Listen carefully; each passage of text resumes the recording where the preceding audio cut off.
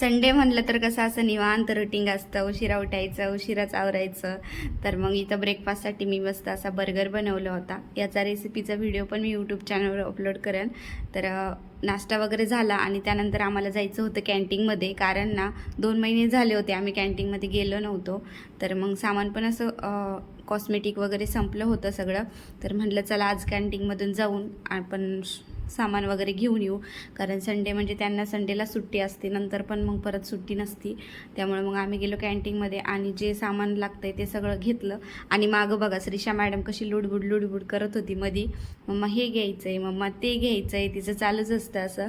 आणि मग जे लागतं आहे ते सगळं सामान घेतलं, बिल केलं, सगळं सामान असं बॅगेत वगैरे भरलं. आणि जास्त काही नाही, जे कॉस्मेटिकच्या वस्तू वगैरे असतात त्यात जास्त करून कॅन्टीनमधून आम्ही घेत असतो.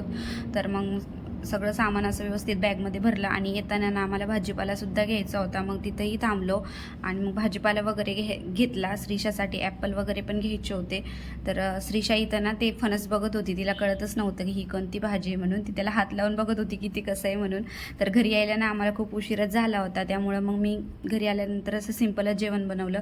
तर जिरा राईस बनवला होता, कोशिंबीर आणि खीर बनवली होती. सो असं होता आजचा आमचा दिवस. तुम्हाला जर व्हिडिओ आवडला असेल तर चॅनलला लाईक्स करा आणि सबस्क्राईब करा.